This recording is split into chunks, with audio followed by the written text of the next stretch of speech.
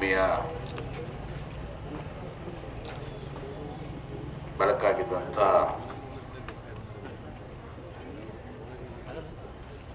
ಪರಮ ಪೂಜ್ಯ ಚನ್ನಬಸವ ಮಹಾಸ್ವಾಮೀಜಿಯವರು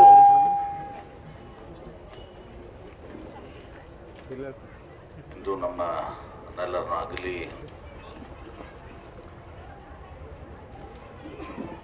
ಬಸವಾದಿ ಶರಣರ ಪಾದವನ್ನು ಸೇರಿದೆ. ಬಹುಶಃ ಬಸವ ಜನ್ಮಭೂಮಿಯಲ್ಲಿ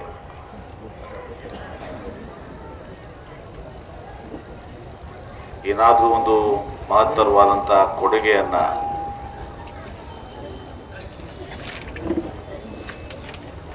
ಇಂದು ಬಸವಾದಿ ಶರಣರಿಗೆ, ಬಸವ ಸಾಹಿತ್ಯಕ್ಕೆ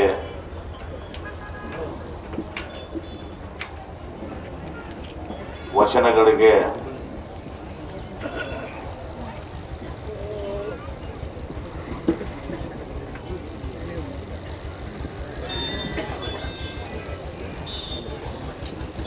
ಎಲ್ಲ ಪರಮ ಪೂಜ್ಯ ಶ್ರೀಗಳು, ವಿಶೇಷವಾಗಿ ಈಗ ಹುಬ್ಬಳ್ಳಿಯ 3000 ಮಠದ ಜಗದ್ಗುರುಗಳು ಇವತ್ತೊಂದು ಸಹ ತಮ್ಮ ಅಂತಿಮ ನಮನಗಳನ್ನು ಸಲ್ಲಿಸಲಿಕ್ಕೆ ಇವತ್ತೊಂದು ಸಹ ಆಗಮಿಸಿದ್ದಾರೆ. ಅದೇ ರೀತಿ ಜ್ಞಾನಾಶ್ರಮದ ಪೂಜ್ಯರು ಕೂಡ ಇವತ್ತೊಂದು ಸಹ ಇಲ್ಲಿ ಬಂದಿದ್ದಾರೆ. ಎಲ್ಲ ಪರಮ ಪೂಜ್ಯ ಶ್ರೀಗಳಲ್ಲಿ ನನ್ನ ಭಕ್ತಿಪೂರ್ವಕ ನಮನಗಳನ್ನು ಸಲ್ಲಿಸ್ತೇನೆ. ನಾನು ಹೇಳ್ತಾ ಇರುವಂಥದ್ದು ಬಸವಣ್ಣನವರ ಜನ್ಮಭೂಮಿ. ಈ ಭೂಮಿಯಲ್ಲಿ ಆ ತತ್ವ ಸಿದ್ಧಾಂತಕ್ಕೆ ಯಾರಾದರೂ ಇವತ್ತೊಂದು ಸಹ ಕೊಡುಗೆಯನ್ನು ಕೆಟ್ಟಿದ್ದಾರೆ, ಆ ಪ್ರಕಾರವಾಗಿ ನಡ್ಕೊಂಡಿದ್ದಾರೆ ಅಂದರೆ ಅದು ಚನ್ನಬಸವ ಮಹಾಸ್ವಾಮಿಗಳು ಅಂತ ಭಾಳ ಗರ್ವದಿಂದ, ಭಾಳ ಹೆಮ್ಮೆಯಿಂದ ನಾವು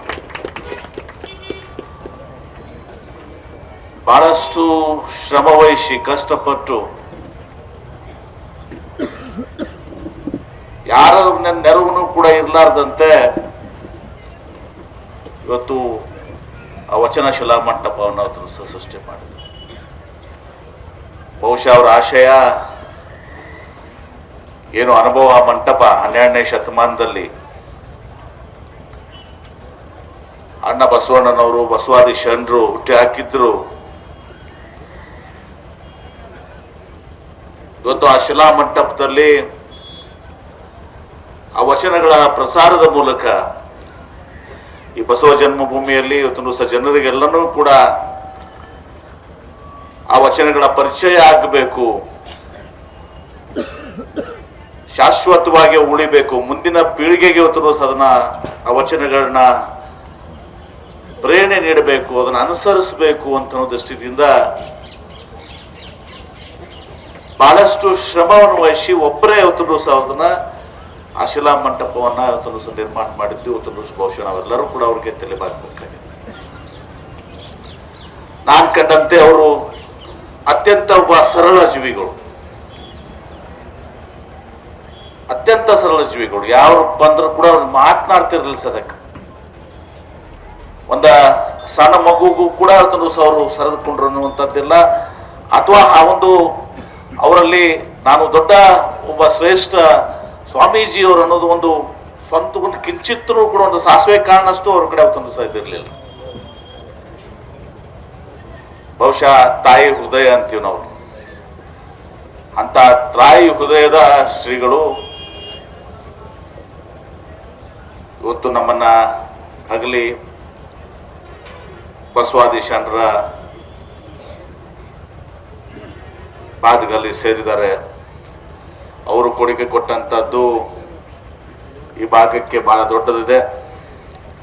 ಬಸವ ಸಾಹಿತ್ಯಕ್ಕೆ, ವಚನ ಸಾಹಿತ್ಯಕ್ಕೆ, ಸಿದ್ಧಾಂತಗಳಿಗೆ ದೊಡ್ಡದಂಥ ಸೇವೆಯನ್ನು ಇವತ್ತು ಮಾಡಿದ್ದಾರೆ. ಅವರು ಇನ್ನೂ ಕೆಲವೊಂದು ವರ್ಷ ಬಾಳಿ ಇವತ್ತು ಅವರು ಶತಾಯುಷ್ಯ ಆಗಬೇಕು ಅನ್ನೋದು ಎಲ್ಲರ ಆಶಯ ಕೂಡ ಇತ್ತು. ಆದರೆ ಸೃಷ್ಟಿಯ ನಿಯಮ ಇವತ್ತು ಅವರು ನಮ್ಮನ್ನು ಅಗಲಿಕ್ಕಿದ್ದಾರೆ, ಲಿಂಗೈಕ್ಯರಾಗಿದ್ದಾರೆ. ಬಹುಶಃ ಅವ್ರು ಲಿಂಗೈಕ್ಯರಾಗಿದ್ರು ಕೂಡ ಇವತ್ತು ವಚನ ಶಿಲಾಮಂಟಪ ಏನಿದೆ, ಅವ್ರು ಹಾಕಿಕೊಟ್ಟಂಥ ಮಾರ್ಗ ಏನಿದೆ, ಅದು ಸೂರ್ಯ ಚಂದ್ರ ಇರುವವರೆಗೆ ಅವ್ರನ್ನ ನಾವು ಯಾವಾಗಲೂ ಕೂಡ ನೆನಪಿಸ್ಕೊಳ್ಳುವಂಥ, ಸ್ಮರಿಸ್ಕೊಳ್ಳುವಂಥ ಒಂದು ಕೆಲಸ ಇವತ್ತು ದಿವಸ ಅವ್ರು ಮಾಡಿ ಹೋಗಿದ್ದಾರೆ.